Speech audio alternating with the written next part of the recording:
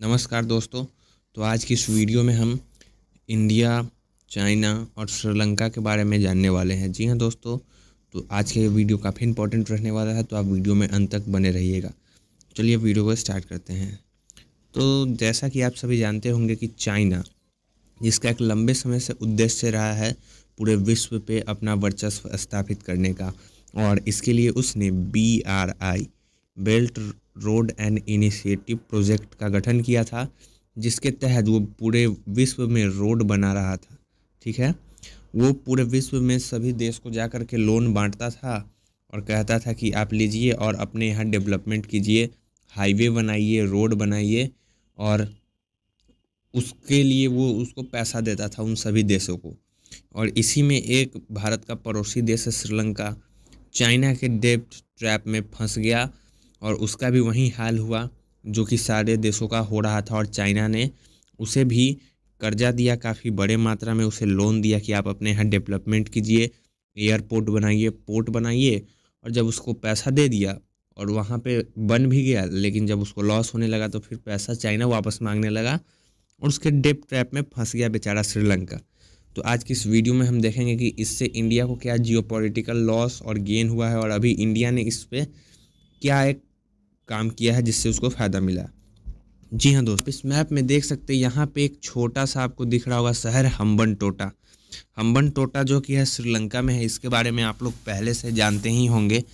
यहाँ पे चाइना की मदद से एक पोर्ट बनाया गया था, बंदरगाह। ठीक है, जिसके लिए श्रीलंका को चाइना ने फाइनेंस किया था, लगभग काफ़ी मोटी रकम दी थी, और वहाँ पे एक एयरपोर्ट भी बनाया गया था।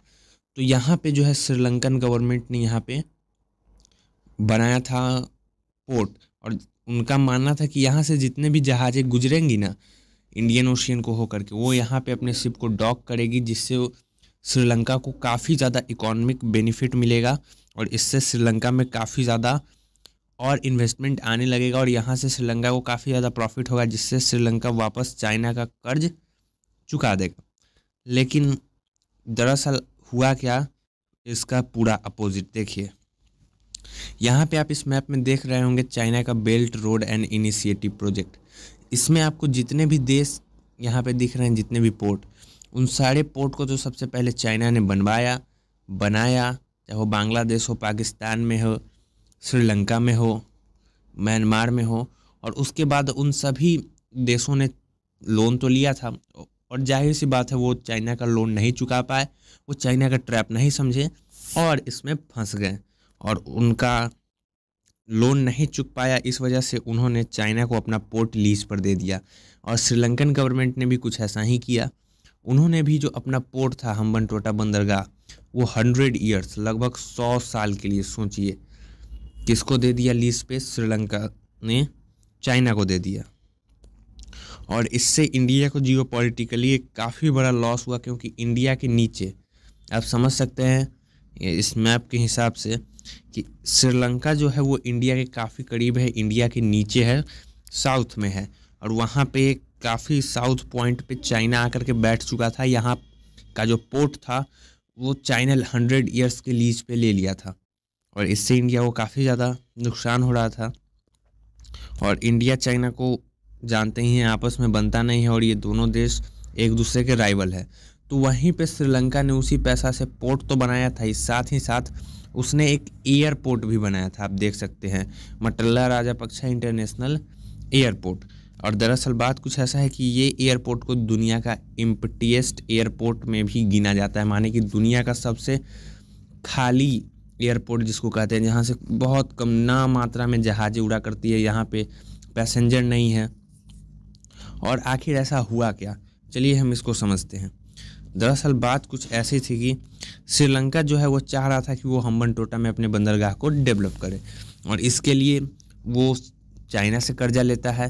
तो आपके मन में क्वेश्चन आ रहा होगा कि वो चाइना से ही कर्जा क्यों लिया, वो वर्ल्ड बैंक से भी ले सकता था। तो चलिए अब इसको समझते हैं। श्रीलंका वर्ल्ड बैंक से कर्जा लेने गया था, लोन लेने गया था कि हमको दीजिए, हम यहाँ पे हम्बनटोटा बंदरगाह बनाएंगे। लेकिन उसकी जो ज्योग्राफिकल लोकेशन थी, इस वजह से वर्ल्ड बैंक ने मना कर दिया कि नहीं, वहाँ पे अगर आप पोर्ट या कोई भी एयरपोर्ट या फिर कोई भी बंदरगाह बनाइएगा तो इससे आपको प्रॉफिट नहीं होगा। लेकिन श्रीलंका का मानना था नहीं, अगर हम यहाँ पे हम बनाएंगे तो हमको और ज़्यादा प्रॉफिट मिलेगा और हमको और ज़्यादा मेरे देश का इकॉनमी बूस्ट होगा। और इसीलिए वर्ल्ड बैंक का बात श्रीलंका को अच्छा नहीं लगा। वर्ल्ड बैंक ने बताया था कि आप लॉस में चले जाइएगा, आप उसको चुका नहीं पाइएगा, वो आपके लिए एक बोझ बन जाएगा और उसका कोई भी यूज़ भी नहीं हो पाएगा। तो श्रीलंका को ये सारी बातें पसंद नहीं आई और वो इसके लिए चाइना के पास चला गया और चाइना से कर्जा ले लिया और चाइना के डेट ट्रैप में फंस ही गया। चाइना तो कहीं रहा था कि आओ आओ कर्ज ले जाओ और अपना पोर्ट बना के फिर हमको वापस कर दो, क्योंकि चाइना जानता है कि कोई भी उसका कर्जा चुका नहीं पाएगा, उसके टर्म एंड कंडीशंस में ऐसा फंस जाएगा, ना तो उस देश में डेवलपमेंट हो पाएगा, ना ही वो कर्ज दे पाएगा और हाथ से वो पोर्ट भी जाएगा, एयरपोर्ट भी जाएगा। तो कुछ ऐसा ही श्रीलंका में हुआ। और आपको याद हो तो पाकिस्तान में भी कुछ ऐसा ही हुआ था। पाकिस्तान का एक ग्वादर बंदरगाह है, ठीक है। पाकिस्तान तो ऐसे ही कंगाल है, तो इसके बारे में अब क्या ज़्यादा बात करें, लेकिन फिर भी क्योंकि भारत का पड़ोसी है और चाइना का परम मित्र है, तो थोड़ा सा यहाँ पे भी देखते हैं कि किस तरीके से चाइना ने पाकिस्तान को बेवकूफ़ बनाया और उसे भी अपने डेट ट्रैप में फंसा लिया। तो पाकिस्तान जो कि इंडिया से उसका बनता नहीं, इसीलिए वो चाइना को अपना दोस्त बना लिया, क्योंकि इंडिया चाइना में भी नहीं बनता, ठीक है।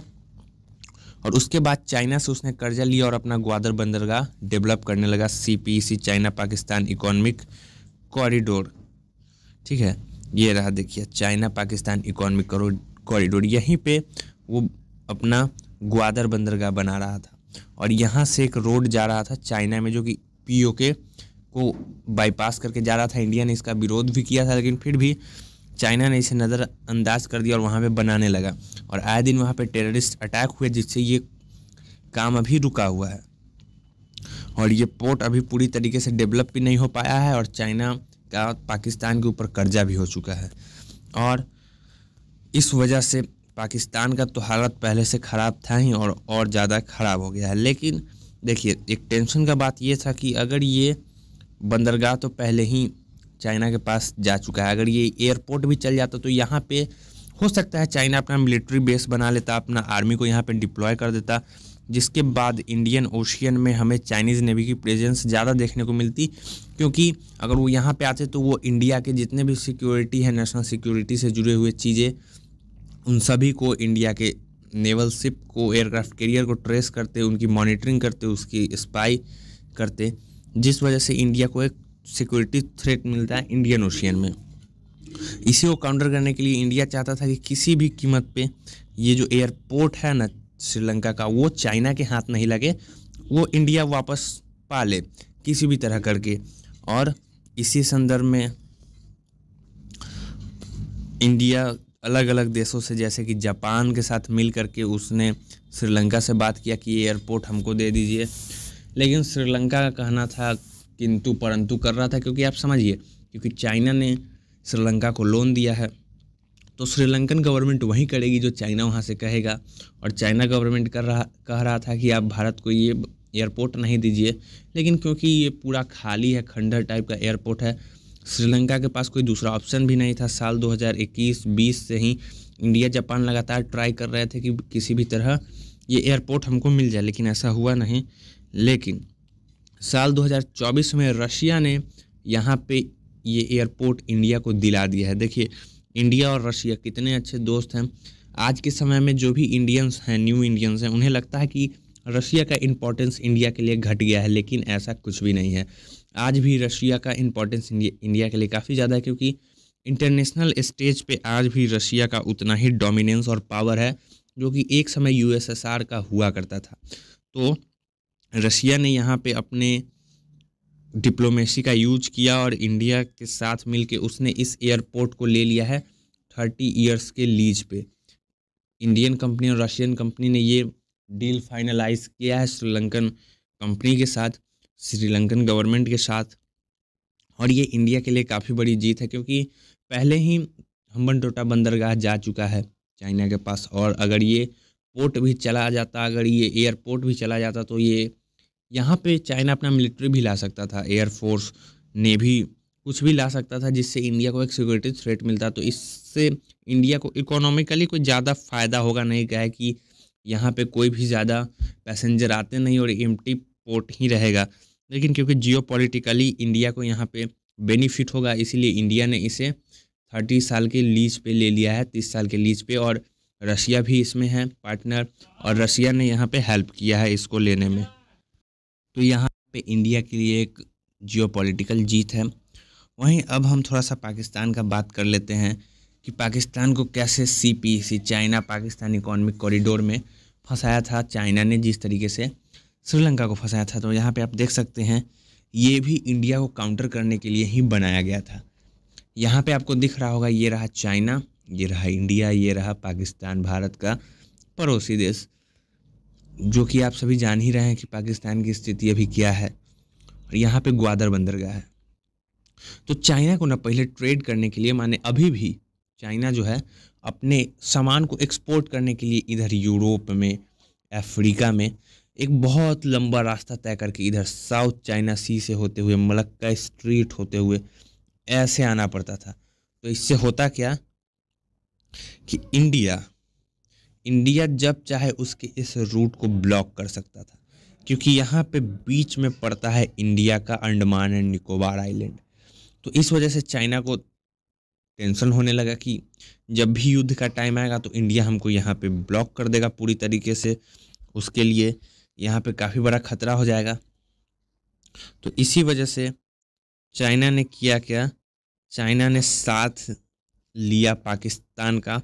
और यहाँ पे आप देखिए, यहाँ पे चाइना जो है वो इंडिया के रास्ते से ले जा रहा है। जो POK है, पाकिस्तान ऑक्युपाइड कश्मीर, यहाँ पे POK, यहाँ पे जो है POK,